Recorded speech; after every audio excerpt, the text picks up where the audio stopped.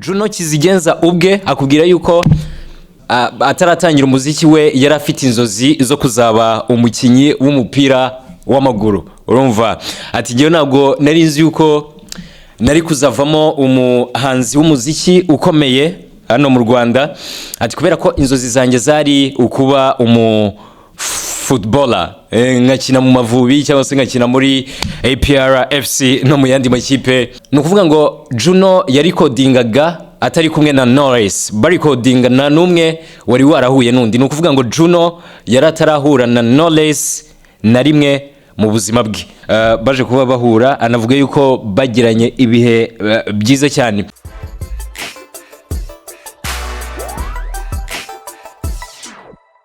Umeze fresh sana wowe ukurikiye BigTown TV. Nizere ko iyi weekend iri kugenda neza cyane kuri wowe ukunda ibiganiro bya BigTown TV. Muri iki cyumweru rero nibwo twabonye album y'umuhanzi umaze kubaka izina mu muziki wa hano mu Rwanda. Ni album ya Juno KIZIGENZA. Iyi album akaba yarayise ngo ni Yaraje, imwe muri album iri gutrendinga byatari ku ma platforms y'umuziki. Kare nahoze nyikurikira kuri Audiomack no kuri Spotify. Ni album irimo irakora neza cyane, bigaragara yuko mu gihe kingana n'amezi 3 ari imbere izaba iri gustreamingwa n'abantu benshi cyane bakunda umuziki wa Juno KIZIGENZA. Abantu benshi bari kuyigarukaho bavuga bati iyi ngiyi ishobora kuba album y'umwaka hano mu Rwanda bitewe n'imbaraga yakoresheje muri ino album, bitewe n'imyandikire idasanzwe yumvikanye mu ngoma zigiye zitandukanye zumvikanye kuri ino album yiwe yise ngo ni Yaraje. Ariko nanone ni album iriho abastar bakomeye cyane, yaba abakoze neza cyane mu myaka yatambutse muri cya gihe cyo hambere nko mu myaka nk'icumi ishize.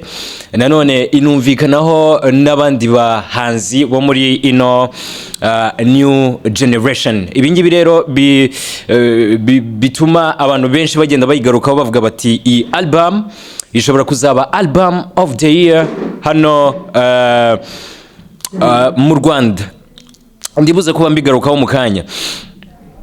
Juno KIZIGENZA atangira umuziki, abantu benshi ntabwo bigeze bamuha amahirwe bavuga bati uyu nguyu ashobora kuzaba umuhanzi ukomeye cyane hano mu Rwanda, kubera ko birumvikana ni nabwo bwa mbere bari bamubonye ari mu maboko ya Bruce Melody mu nzu ifasha abahanzi yitwa Igitangaza Music.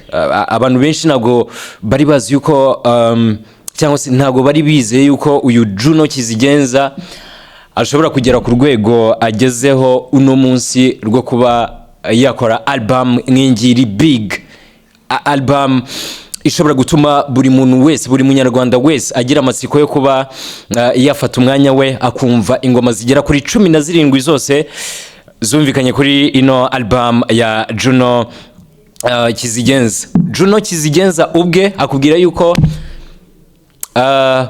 ataratangira umuziki we yarafite inzozi zo kuzaba umukinyi w'umupira w'amaguru. Urumva ati giye ntabwo nari nzi yuko nari kuzavamo umuhanzi w'umuziki ukomeye hano mu Rwanda, ati kubera ko inzozi zanjye zari ukuba footballer, ngakina mu Mavubi cyangwa se ngakina muri APR FC no mu yandi makipe agiye atandukanye. Ariko nyuma nibwo yaje kuba agira amahirwe yo gukora umuziki and nyuma biza kuba bimuhira. Uyu munsi akaba ari umwe mu bahanzi ntatinya kuvuga yuko afite abafana benshi cyane hano mu Rwanda, benshi cyane, kandi unakunzwe n'abantu benshi cyane. So nyuma yo kwinjira mu muziki yagiye ashyira hanze ingoma nyinshi byatari, harimo ma formule, imwe mu ngoma yakunzwe n'abakobwa benshi cyane hano mu Rwanda, n'izindi ngoma ze nyinshi cyane zagerageje kumushyira kuri spotlight. Uyu munsi akaba ari umwe mu ba artist uri gukurikirwa n'abantu benshi cyane. So muri no mwaka nibwo yaje kuba agira idea yo kuba yashyira hanze album. Ni album n'ubundi yamaze igihe kinini cyane arimo arategura, kubera ko we ubwe akubwira yuko ino album yabanje kuba yakwicara then akayitegura neza cyane, yayihaye umwanya we munini cyane, yanashyizeho n'amafaranga ye, nimba navuga yuko ari menshi, amafaranga ari aho ngaho tu yo gutegura album nk'iriya twabonye ijya hanze, ni na menshi kubera ko bitewe n'uburyo album yumvikana inagaragara, n'uburyo ari kugenda yikorera promo, bigaragara yuko yakoresheje amafaranga atari make ashyira hanze ino album yiwe yise ngo ni Yaraje. Avuga yuko yayise gutya kubera ko ari album of course igaruka cyane ku buzima bwe, kuva kiri umwana muto cyane kugeza uyu munsi, yarabaye brand, umuhanzi uzwi n'abantu benshi, ariko nanone ufite akaba na brand ambassador w'amakampani agiye atandukanye tujya tubona yamamaza ku ma social media ye. So ibi byose rero agenda bigaruka kuri ino album yiwe yise ngo ni Yaraje. N'ubundi ahangaha yaje kuba atanga ubusobanuro bw'impamvu yaje kuba iyi album ayita ngo ni Yaraje. Ni album yumvikanaho abahanzi benshi cyane ba hano mu Rwanda.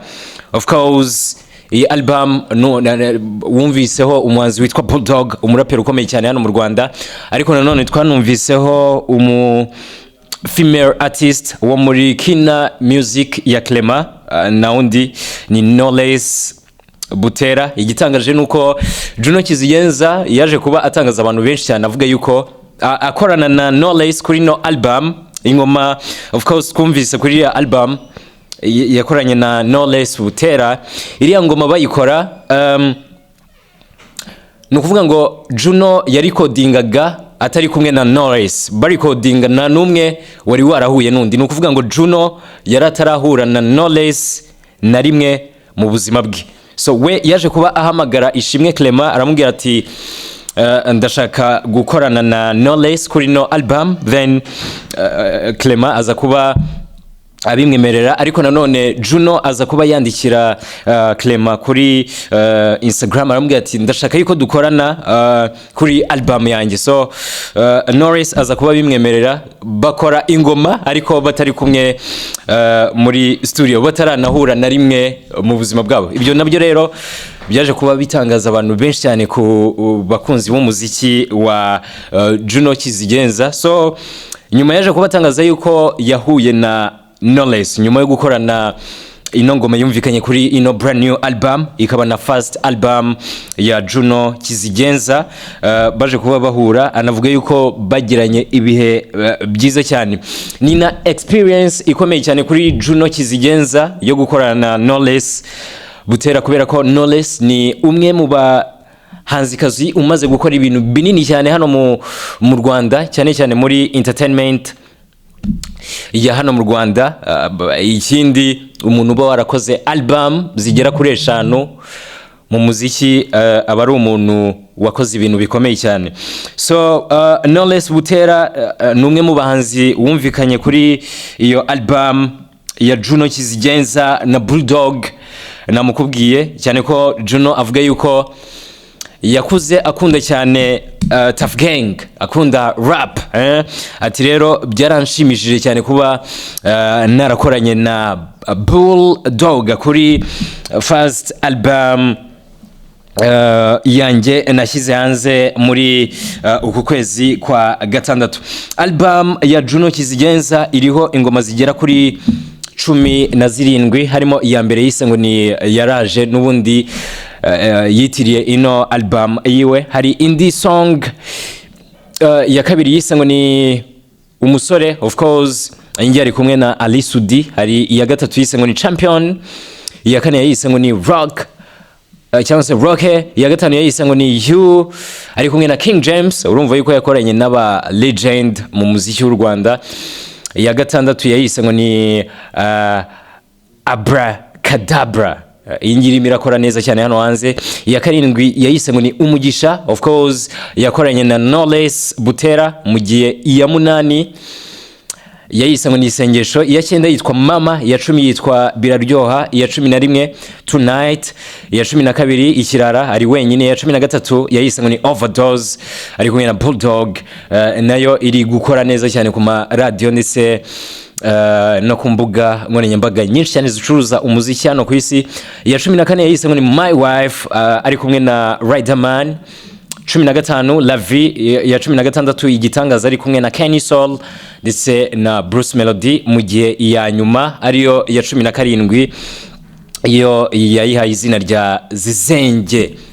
Ingoma uko ari 17 zumvikana kuri ino album, abantu benshi cyane mu mihanda batangiye kuvuga ngo ni album y'umwaka, ngo ishobora kuzaba album of the year hano mu Rwanda. Ese nawe urabyemera koko iyi album ya Juno Kizigenza yaraje izaba album of the year hano mu Rwanda? Nimba warayumvishije kuva ku ngoma ya mbere kugera ku ngoma ya 17, ugendeye ku myandikire ye, ugendeye ku buryo yagiye aririmba muri izo ngoma, ariko nanone ukagaruka kuri ku ma collabos, yumvika nk'umuhanzi wa mu kiragano gishya umaze imyaka 3 muri game, agakorana cyangwa se agahuriza hamwe abahanzi bakomeye cyane barimo Riderman, Knowless Butera, King James kuri album yiwe ya mbere, cause I'm very sure yuko atari umuhanzi ubonetse wese wo muri ino new generation ushobora gufata bano bahanzi batatu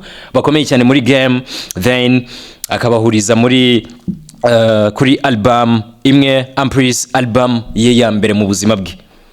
Ibi byose rero biri gutuma abantu bavuga yuko iyi album ishobora kuzaba album of the year. Nanone ku ma videos yagiye ashyira hanze n'ubundi yagaragaye kuri no album yiwe, swags, imyambarire muri video, vibe yarafite of course mu ngoma ze zose ziri kuri no album, byose biri kugenda bishyirwaho ku rutonde rw'ibintu bishobora gutuma ino album iba album of the year. Wowe wayigira album y'umwaka udukurikiye kuri BigTown TV witwa Apollo Nation, we yagize ati iyi album ya Juno Kizigenza kubera ko ariyo album ya mbere yashyize hanze, yaragerageje namuha 90%, ariko kuba yaba album y'umwaka nakazi gakomeye cyane. Maybe album yiwe ya 6 kubera ko aracyafite byinshi cyane agomba gukora mu muziki. Mu gihe witwa Jibril ati album ya Juno yaraje ni album of the year, ahitashyiraho n'ama emojis menshi cyane. Atuye nguyu mu mwitege azaba umuhanzi w'ibihe byose hano mu Rwanda. Mu gihe witwa Rwanda One Only ati inshallah umuhungu ari focus kuri Allah, ati rero bizora cyane yuko iyi album yiwe ishobora kuzaba album nziza cyane muri East Africa. Yaraje harya n'abayibanzi bandi muri East Africa bagomba gushyira hanze album muri uno mwaka. Harmonize ashobora kuzashyira hanze album of the year muri uno mwaka. Mario nawe n'umuhanzi ukomeye cyane muri Tanzania, nawe yashyize hanze album muri uno mwaka. So iyi album ya Juno ishobora kuzahangana na album ya Mario cyangwa Harmonize naramuka ashyize hanze album. Witwa DJ Bell Peace 27 ati Juno ni neza gusa slide ya nyuma y'ingoma ye, ati side ya nyuma y'ingoma ye ntabwo yigeze ayikora neza cyane. Ubwo ari kuvuga kuri ya ngoma ya 17 ariyo ya nyuma yumvikana kuri ino album ya Juno Kizigenza. Mu gihe witwa Rwanda Hersier ati ntabwo makenye ko album ye ari nziza pe, ati gusa hari ibintu byinshi cyane yagakwiye kuba yarakoze kuri iriya album. Ati usibye kuba yarakoresheje abahanzi benshi bakomeye kandi bafite amazina akomeye, ati yagakwiye kuba yaragaragaje ubushobozi bwe, akabanza gasohora album yumvikanamo ari wenyine. Ati ahangaha niho twari kuvuga yuko iyi album ya Juno Kizigenza ishobora kuba album of the year. Nukuvuga ngo we yari kwemera ubushobozi bwa Juno Kizigenza yaramuka cyangwa se iyaza kuba yarakoze ino album akayikora ari wenyine na collabos zirimo ari kumwe n'aba bahanzi bakomeye cyane barimo Bruce Melody, Knowless Butera, King James na Riderman. Ati gusa album yiwe ni nziza, iri on fire. Witwa Annie ati maybe ishobora kuba album of the year kubera ko nubundi abahanzi benshi cyane ba hano mu Rwanda nabwo bakunda gushyira hanze ama album. Ati rero niza kumara umwaka iri yonyine ku isoko ry'umuziki wa hano mu Rwanda, ikaba ariyo album yonyine iri hanze, nakabuza izaba album of the year. Wowe ni ikihe gitekerezo cyawe kuri album ya Juno KIZIGENZA, album yiwe ya mbere ashyize hanze mu buzima bwe kuva yatangira umuziki? Remember, amaze imyaka 3 arimo arakora, ntabwo ari imyaka myinshi cyane ku muhanzi nka Juno KIZIGENZA. Nubundi wari ufite abantu bamufasha mu muziki, ariko aza gutandukana nabo, abantu bahita batangira kuvuga ngo ubu ngubu tugiye kumubura mu muziki burundu. Umusore yakomeje gukora cyane, yakomeje gukorana imbaraga nyinshi kugeza aho ashyize hanze ikintu kiri big. Duhe comment yawe. This is BigTown TV, nge nitwa Wiz.